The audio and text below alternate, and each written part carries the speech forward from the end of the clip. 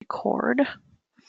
So welcome everybody, and this is our Q&A session for your Module 7 assignment, which is the Nutritional Health Plan. So I have Amanda present. So Amanda, I'm going to open it up and see if you have any obvious questions first before we dive in. Going to put you on the spot. I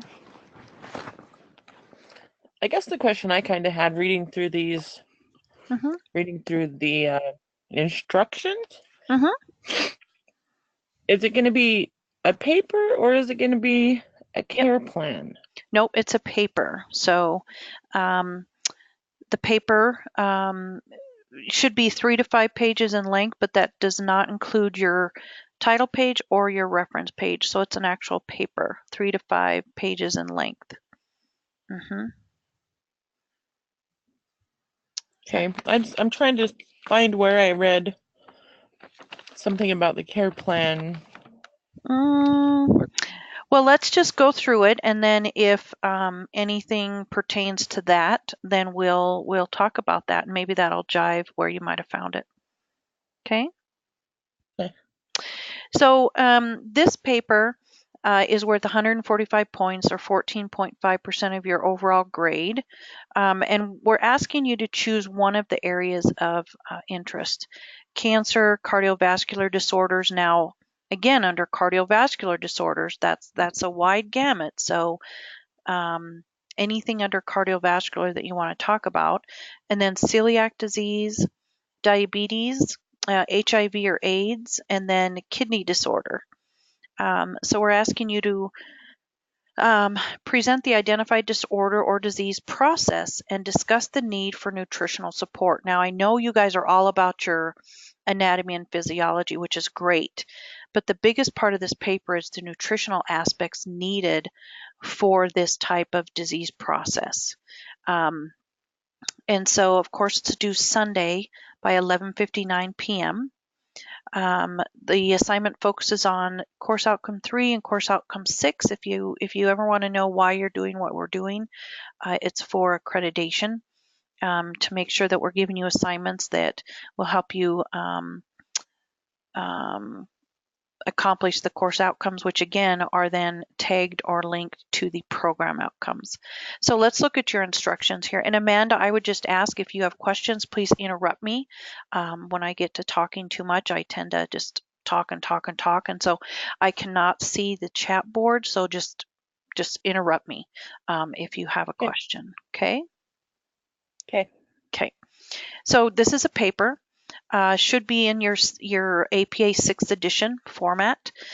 So again, if you're not up on your APA, I would ask that you go back to your modules page and you read up or you look at the videos regarding APA formatting, and then there's also a template.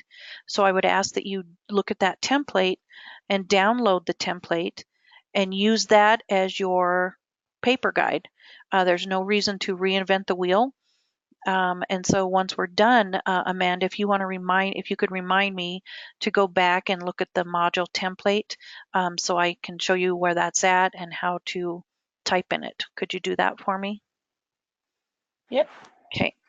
So the body of your paper must be 3 to 5 pages in length, and that does not include your reference page or your title page. So the beefy part of your paper, 3 to 5 pages in length. Of course, you're going to choose an area of topic, and then you're going to identify the disease or disorder and summarize nutritional needs and recommendations for patients with the disease or disorder. You're also going to discuss at least 3 elements of a dietary assessment for the chosen disorder.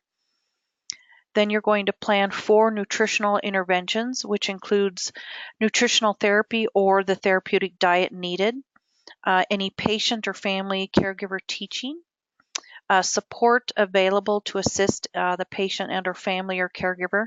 But along with that, we also want to know what is available locally, such as support groups, continued nutritional teaching or support.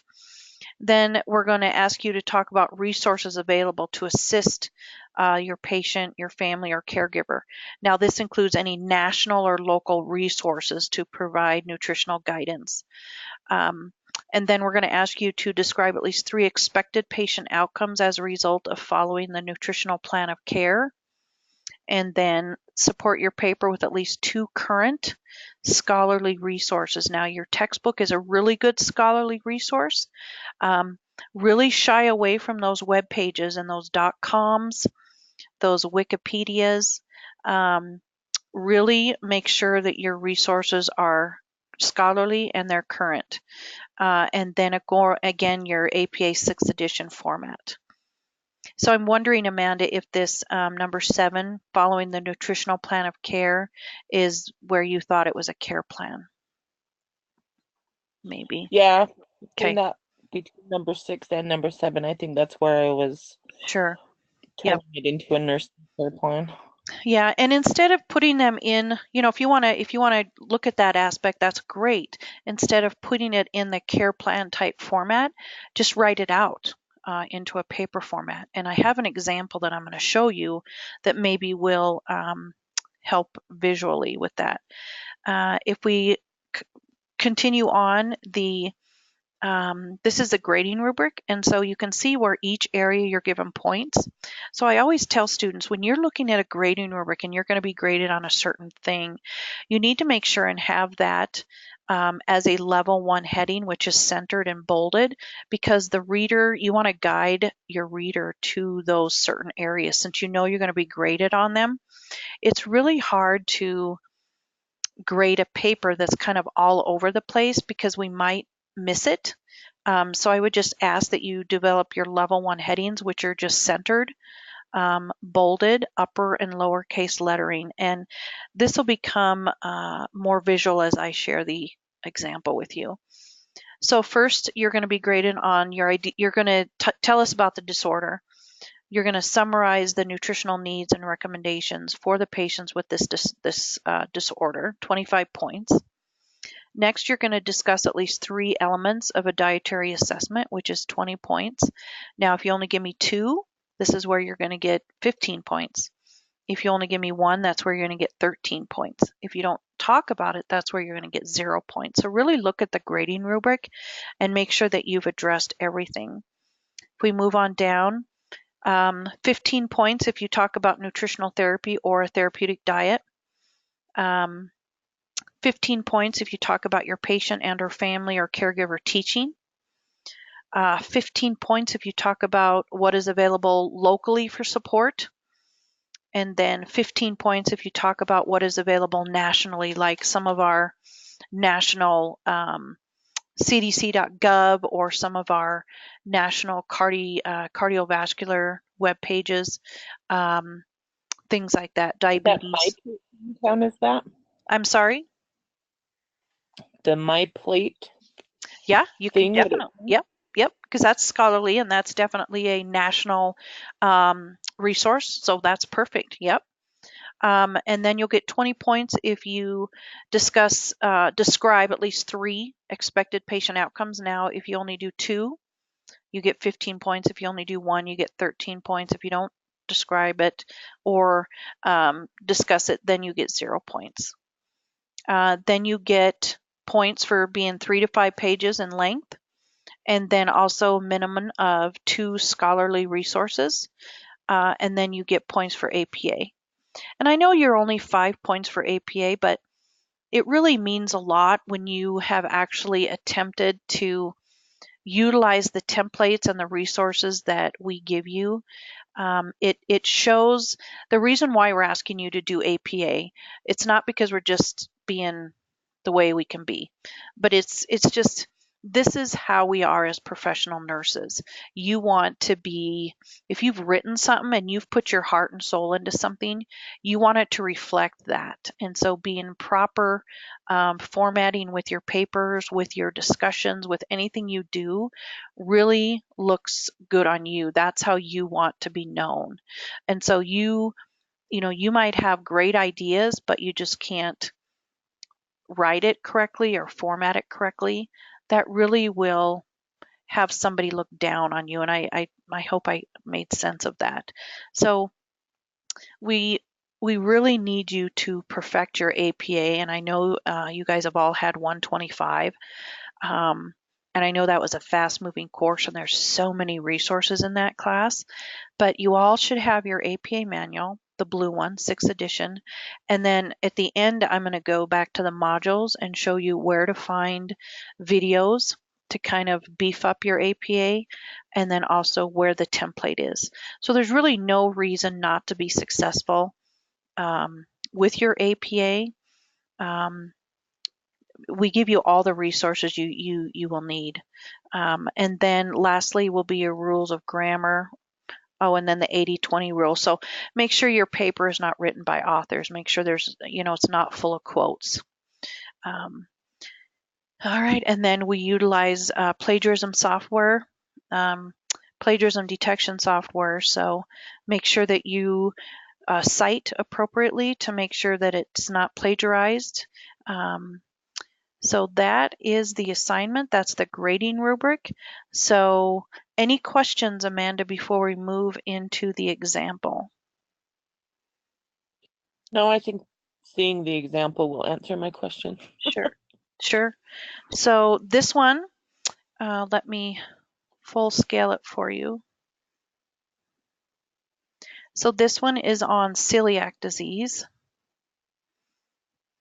And you can tell where this is taken from the template because the numbers are shaded.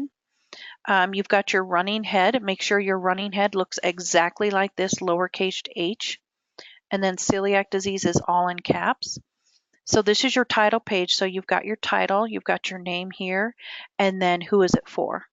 I don't need a date. I don't need my name. That's all that's needed on the title page. And then you move down to page 2, and your running head, the actual words running head are off this, and now you just have celiac disease. And then celiac disease is the title that's brought down from the title page. Okay, you need that on there. And then here is where they're just going to talk about, they're summarizing what celiac disease is. It's a genetic autoimmune disorder characterized by chronic inflammatory of the proximal small intestine mucosa. It is in quotes, so they need a page number, and they're using their textbook. So this is the first part of that grading rubric. So let's see. Give me a second here, and I want to bring up that grading rubric. So I'm hoping this will work.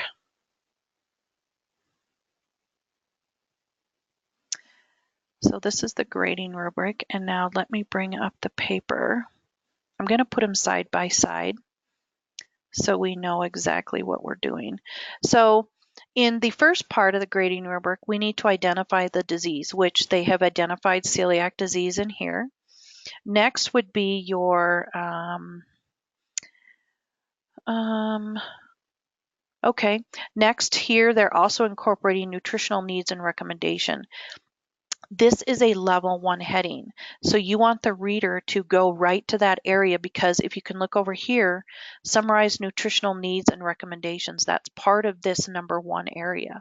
So everything under the nutritional needs and recommendation is right here. You see some quotes. Next would be 3 elements of dietary assessment. So if we go back over here to the grading rubric, you are to discuss at least 3 elements. So this is a level 1 heading, so you want to make sure and have that. And then here you want to talk about 3 elements. So they've got their first assessment, they've got their second assessment, and then their third assessment. Okay. Next, they talk about nutritional interventions. So let's go to nutritional interventions, which is the third part of the grading rubric, and it's a level 1 heading, again, which is bolded, and then upper and lower case. So everything under here, they're talking about nutritional interventions. Okay. If we look on down, expected patient outcomes. So then patient expected outcomes would be right here. Describe at least 3 expected patient outcomes. So here's your expected outcomes. Okay. They've got 1, 2, and 3. Okay, expected patient outcomes. and then they have provided a conclusion. And you should always provide a conclusion because it just kind of summarizes what you've talked about, and it just kind of rounds out your paper. And so they've provided a conclusion, and then of course their last page is their reference page, and we need 3 to 5 pages in length. So let's check that. So starting on page 2, that's page 1, 2, 3.5. So that's absolutely perfect. And then the reference page, they need a minimum of 2 current scholarly resources. So here, of course, is your textbook, which I definitely would use. Next, they've got another textbook on the pathophysiology. And then they've got FDA.gov. Sorry, I've got dogs barking. And they're all in alphabetical order. So these are all scholarly. And then what the other thing we do is we want to go through the paper and make sure that you have cited each one of these. And when I send out the example, make sure of how they have cited. They're cited appropriately. If they have quotes around them, they have page numbers there. Use this example, even though you're not talking about celiac disease. It's a great example of APA formatting and of capturing everything that is needed in the grading rubric. So Amanda, do you have any questions on when I talk about level 1 headings, why they're necessary, or do you have any questions? No, I totally understand that. The question I do have is, all right, can you scroll back up to the top where she had that first? Okay. So where it says DUDIC 2018, Mm-hmm. and it has the page number, Mm-hmm. here's where I get confused. Okay. Looking at this, it makes sense. So she has the comma and then the end parentheses. Mm-hmm. This is how it's supposed to look.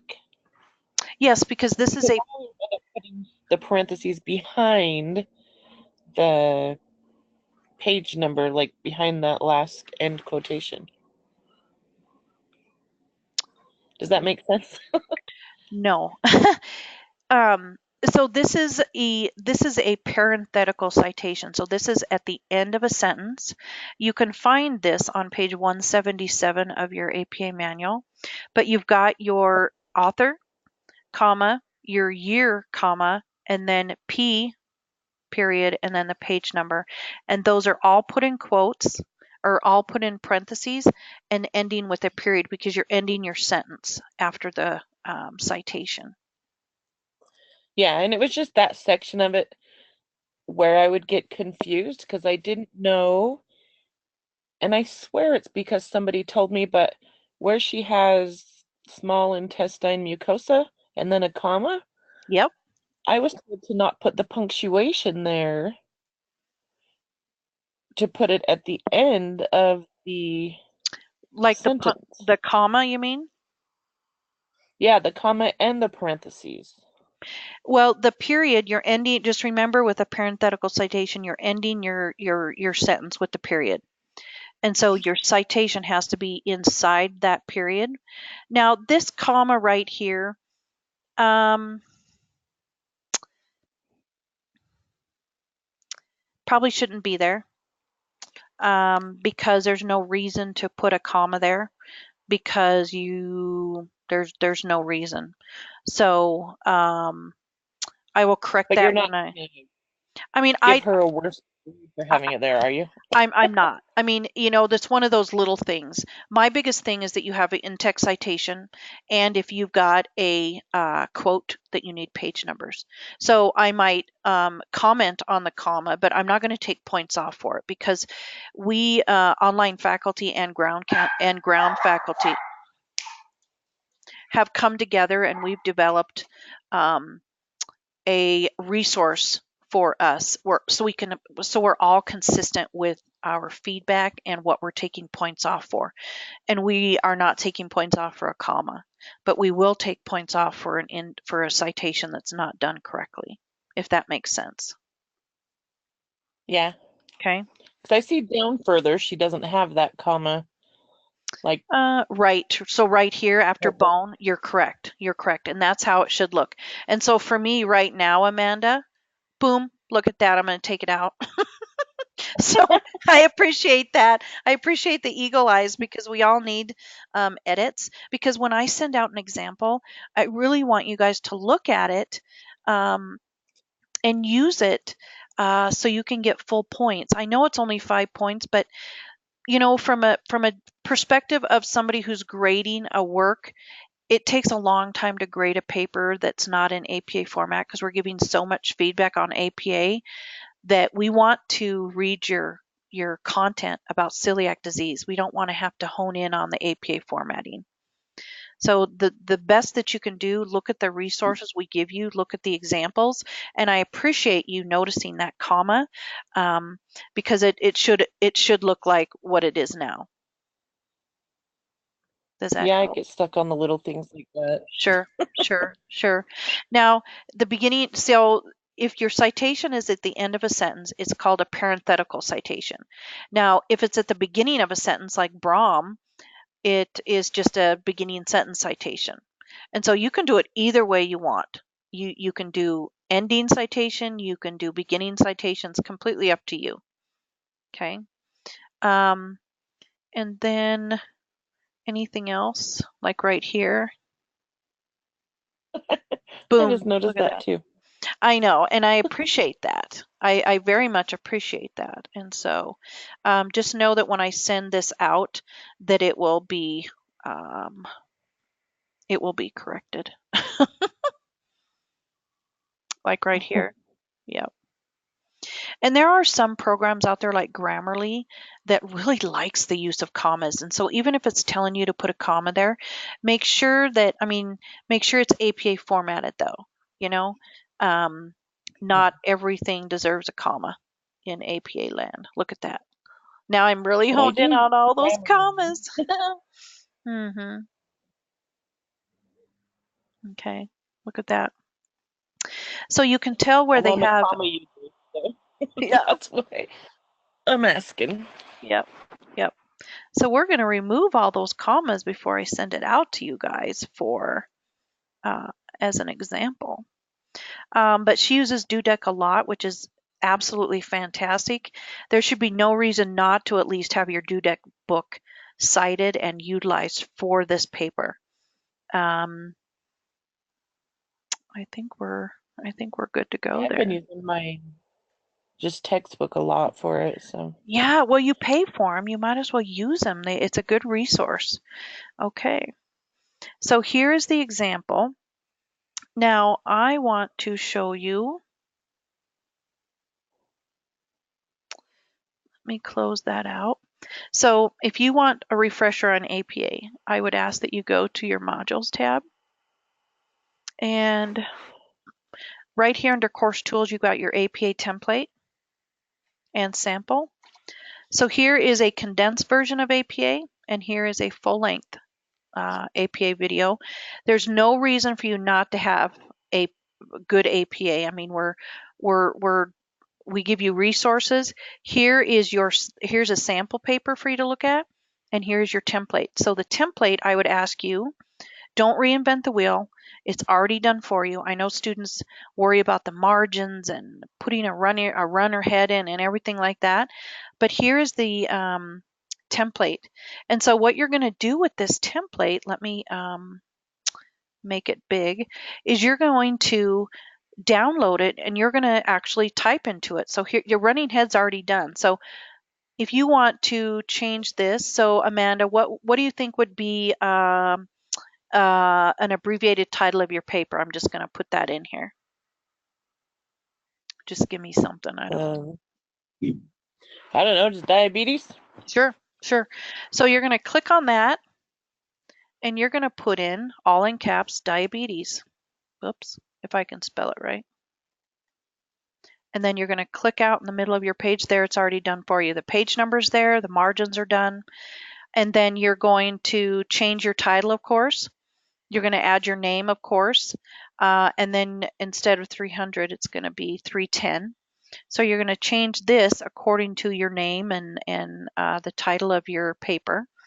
Then you're going to come down to, and you're going to have to change this one as well to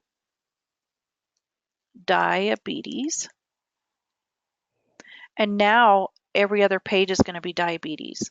So the first page you have to change, and the second page you're going to have to change, but then all the other pages will already be done. Do you see that under diabetes here? Yeah. Okay. So now you're going to say, Just well, there's stuff already written in here. That's because it tells you what paragraph 1 is about. It's about an introduction of the paper. So you want to change this title. Whoops.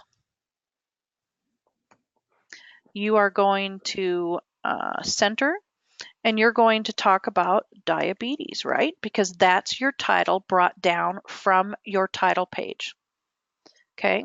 So then you're going to talk about diabetes within the first area of that grading rubric. So you're going to get rid of all this,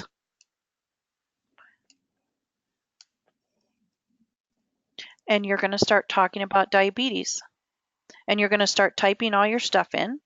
And then when you get ready to do your next level 1 heading, you're going to change preparing to write to whatever is on the grading rubric, and then you're going to get rid of everything under here and type in your own. So really, this is a template where you're going to get rid of what's written here, but utilize the format, if that makes sense. Does that make sense? Yep. Okay. Yeah, And I actually do use this. yeah, yeah. So there's really no reason not to have um, a well done APA paper. The format is here for you. The citations, there's actual examples of citations in here, but then there's also citations within that example I'm going to send you. Um, and then the scholarly resources. There's really no reason not to find at least your DUDEC book is one, and then something pathophysiology within the LIRN. You really shy away from those web pages that are not scholarly. Okay. I do have a question about the references. Yeah. I don't know if you use Windows, but I use the reference thing in Windows. Okay. Type in all my information for my reference or whatever. hmm But sometimes I don't feel like it's putting it in the format you want. Well, it's not what I want, it's what APA wants. And so you really have to make sure those programs are usually doing it based off MLA because that is the national I make sure I norm. change it to APA, but hmm I don't know, sometimes it will just look different than references I get from like Learn or whatever. Well, and sometimes that is true. Um, and we've accepted the references within Learn, because you click on that citation and it gives you the APA aspect of it. Um, but the any reference that you find within your lectures or within your course are all in APA formatting. So sometimes I know when we copy and paste over, it takes the italicized part away, maybe of the journal name. Make sure that you look at that again and make sure that it's in APA formatting. So then if we were to look at the references here, make sure that the APA looks like this. Um, this here is a information management, which is a journal. So here is how you reference that. Here's your title. Remember that only the first letter of the title is capitalized. And then here is a um, retrieved from. So make sure you don't need the date. You don't need retrieved April 16th from. You just say retrieved from. Okay. But all of the references that you can find within your lectures or within example papers are appropriately formatted. Okay. Okay. So make sure those of you who are not using the template, don't reinvent the wheel. It's done for you. It's super, super easy to use. Please utilize it. If you are having trouble understanding APA, refresh yourself. There's a condensed version and a full length version. There's an actual sample paper here that you can read. There's also basics. It's a PowerPoint that actually is, I believe it has voice back to it. So there's really no reason for you not to be successful on this paper. Now, Amanda, are you okay with utilizing the LIRN, or do you need me to do a quick, or maybe I should do a quick overview? I'm familiar with using it. Okay, okay. So for those of you, if you don't mind, Amanda, I might just do a quick overview for those That's fine. who maybe, oh, excuse me, are still intimidated by it. So what you can do here is on the left-hand side of your course, this is new, the LIRN library. If you click on that link, it automatically takes you there, and that's new. Takes a minute.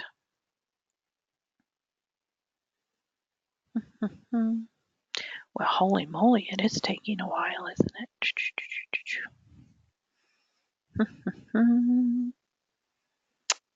Well,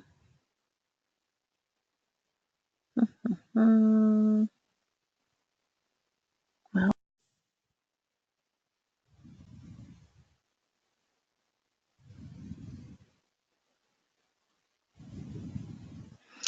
all right. So I will end the recording.